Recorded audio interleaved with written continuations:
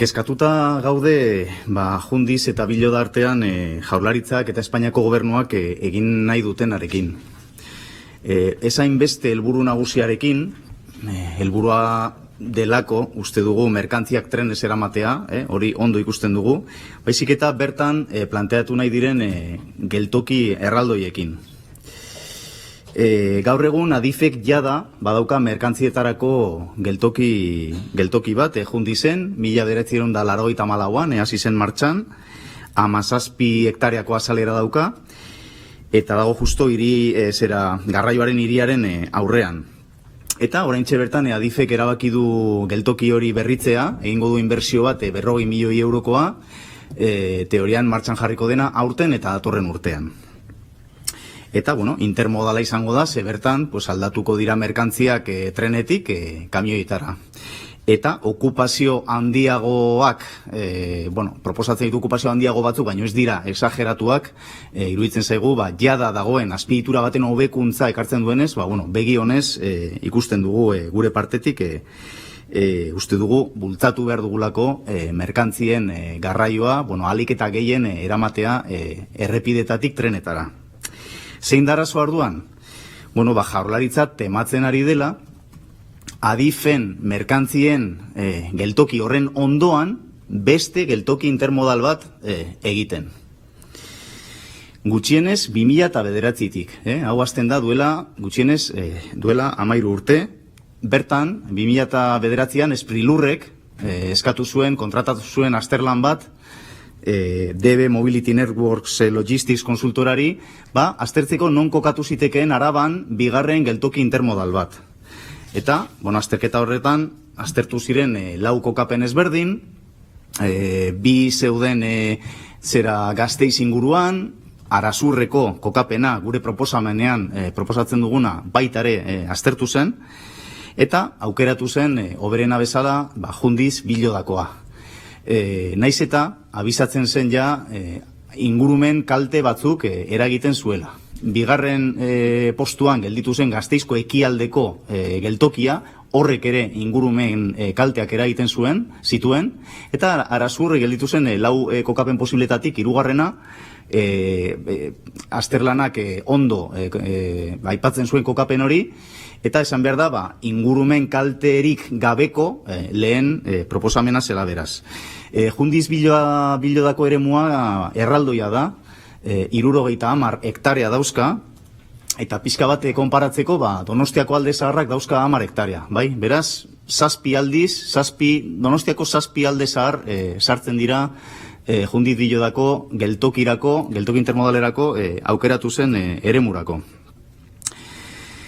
Nola Jaurlaritzak ez daukan eskumenik bertan plataforma logistiko bat egiteko, HTA eta ohiko trenbidea puntu horretan Madrilgo eskumena denez, hori aurrera eramateko, proiektu hori aurrera eramateko lankidetza hitzarmen bat behar zuen eta protokolo bat sinatu zen 2011an, Arriola sailburuak berak sinatu zuen, orduko Jose Blanco ministroarekin, sustapen ministroarekin, zertarako, usteko argi, geltoki intermodal hori, 2 erakundeen arteko lankidetzaren ondorioz egingo zela, horretarako jarraipen batzorde bat sortu zen, implantazio territoriala Jaurlaritzaren esku izango zela, beraz Jaurlaritzak erabakiko luke non kokatu plataforma hori, eta gero esaten zen baita ere plataformaren kudeaketarako eredu publiko-pribatu bat egingo zela. Batez ere 3 gauza horiek. Eta aipatzea ez 2009ko azterlanean eta ez da protokolo honetan ere, etzala aipatzen autopista ferroviaria kontzeptua.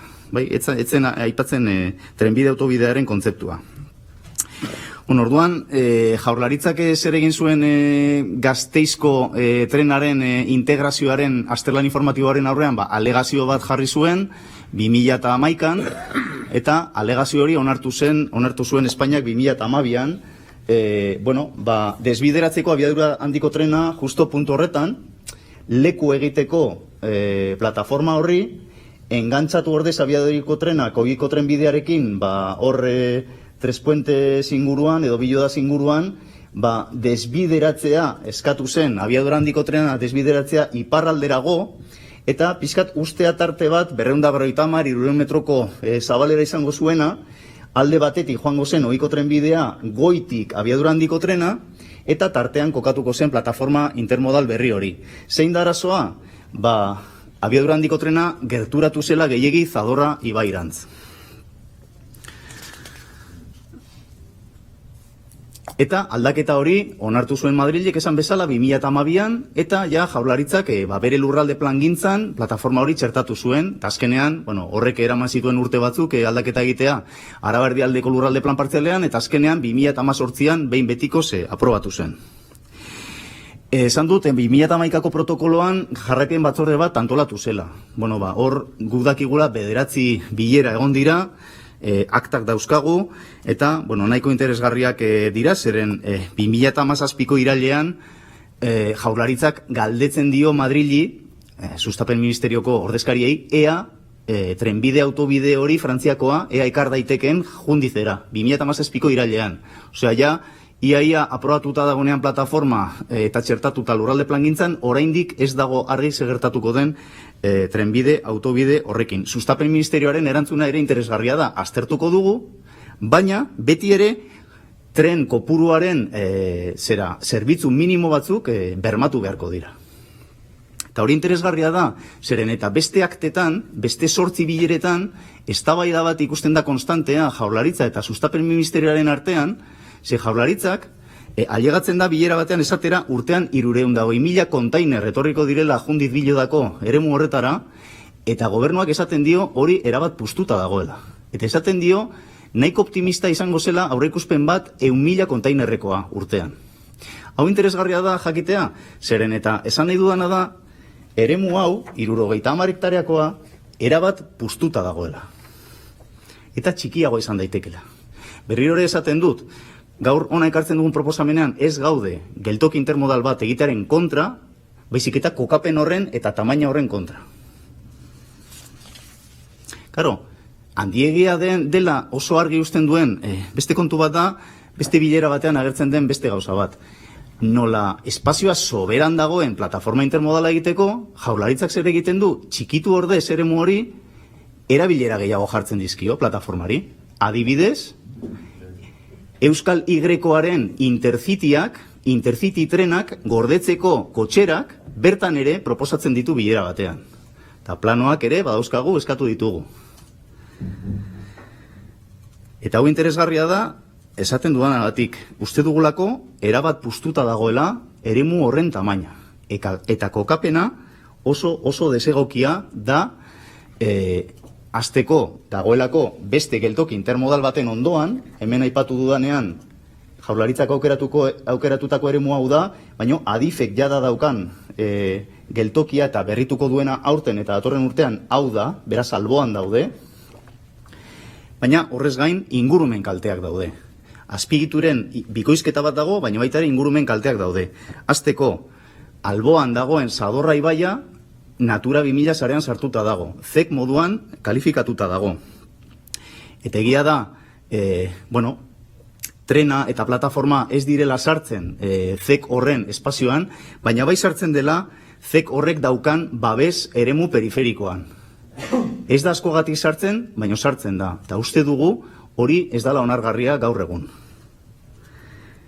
Eta hori alde batera utzita sartuko ez balitz ere, hor sortzen ari da sekulako esi efektua planteatuko duen azpiegitura gris bat, non eta ZEK den beste azpiegitura longitudinal baten aurrean, ezta? Zadorra ibaiaren aurrean. Beraz, biodiversitatearen jarraitutasunerako uste dugu oso ideia txarra dela justo beste geltoki intermodal baten jarraian jartzea geltoki intermodal hau. Eta hori gutxi balitz, gainera, kokatu da espazio batean uholdegarria dela.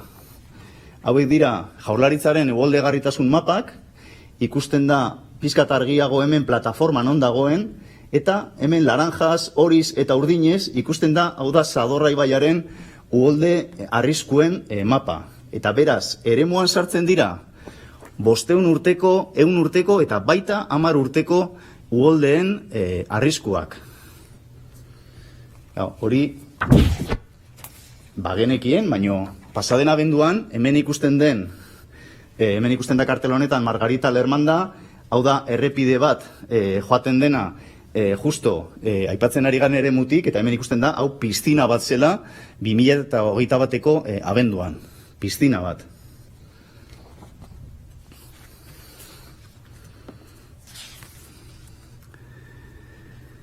Horregatik proposatzen dugu, Jaurlaritzak kokapen jasangarriago bat bilatu dezala Arabako bigarren geltoki intermodal hori kokatzeko, azpiegitura bikoizketarik planteatu gabe, Natura 2000 den espazio bati, Natura 2000ko sarean etxertatu dagoen espazio bati kaltea egin gabe, eta uholde arriskurik gabe. Eta horretarako, ausartzen gara baita ere, kokapen posible bat planteatzen, ez da guk asmatu dugun zerbait, lehen aipatu dudan azterlanean ere oinarrituta dago proposamena, eta proposatzen dugu Arasur. Esan dudan bezala, 2009ko azterlan horretan, ingurumen kalteak etzeuskan aukeren artean lehena gelditu zen, eta, egia da igual, jundit bilodasekin alderatuta daukala gauza txar bat, eta da Foronda urrunago daukala, baina kontuan izan beharko dugu, Foronda gertu izango duen geltoki intermodala izango dela ja eraikita dagoena eta adifek daukana hemen, hor loturaren bat planteatu behar bada Forondarekin plataforma horretatik egin daiteke, eta aldiz Arasurren irabazten dira beste konexio batzuk. Arasurren, plan honetan planteatuta dauzkagu hiru eremu posible, baina ez gara ausartzen zehatz bat zehaztera, hori uste dugu Jaurlaritzak egin barko lukela, ez da?